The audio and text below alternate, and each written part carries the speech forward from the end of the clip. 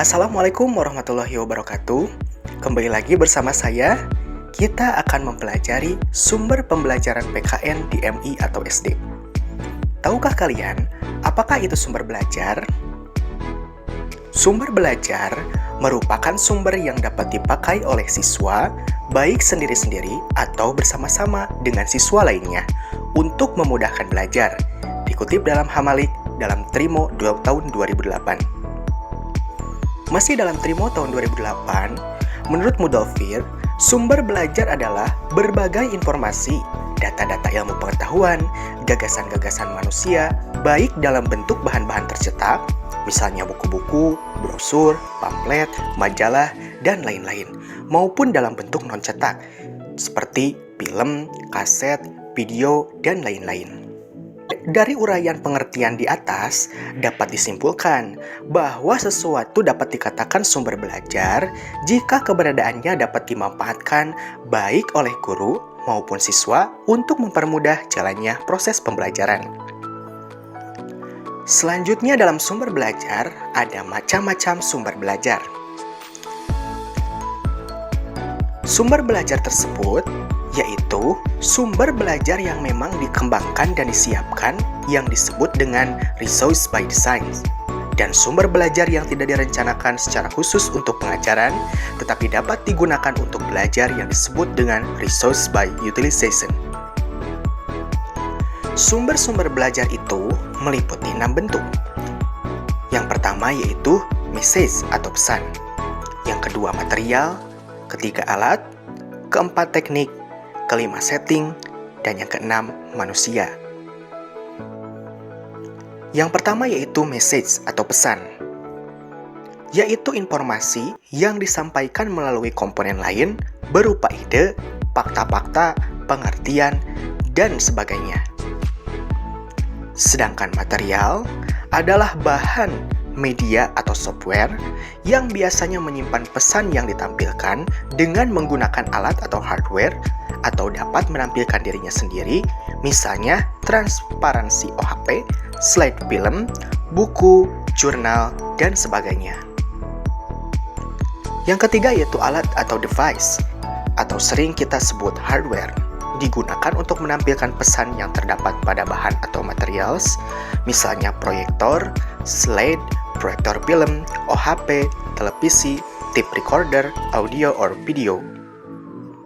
Yang keempat yaitu teknik, adalah cara-cara yang bisa dilakukan dalam belajar mengajar atau penggunaan alat-alat, bahan, setting, dan orang untuk menyampaikan pesan, misalnya pengajaran berprogram, simulasi, permainan, metode penemuan, karya wisata, tim teaching, pengajaran perseorangan, kerja kelompok, belajar mandiri, ceramah, diskusi, dan sebagainya.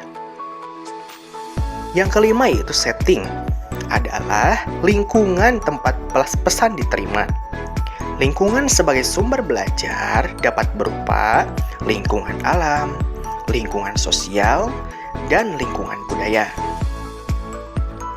Lingkungan alam seperti gunung api atau gunung berapi, pantai, sungai, daratan, dan sebagainya.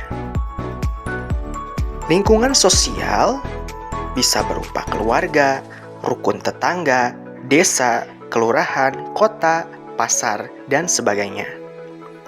Dan lingkungan budaya, misalnya candi, adat istiadat, dan sebagainya. Dan yang keenam yaitu manusia, yakni manusia yang bertindak sebagai pembawa atau penyampai pesan, misalnya guru, siswa, aktor, dokter, dan sebagainya.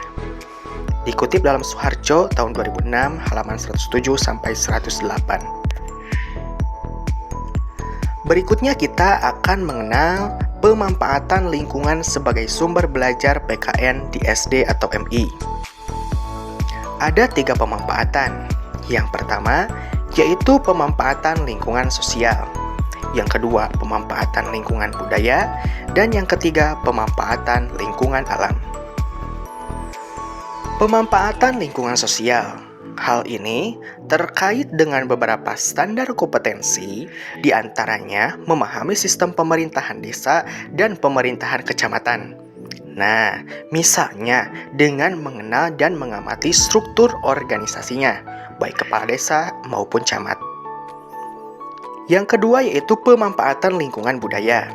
Nah, hal ini terkait dengan beberapa standar kompetensi, di antaranya bangga sebagai bangsa Indonesia. Misalnya, dengan mengenalkan sistem keagamaan, bahasa, dan kesenian. Dan yang ketiga yaitu pemanfaatan lingkungan alam. Hal ini terkait dengan beberapa standar kompetensi, di antaranya cinta lingkungan. Misal, memelihara kelestarian dan kebersihan lingkungan. Cukup sekian materi yang saya sampaikan. Sekian dari saya. Wassalamualaikum warahmatullahi wabarakatuh.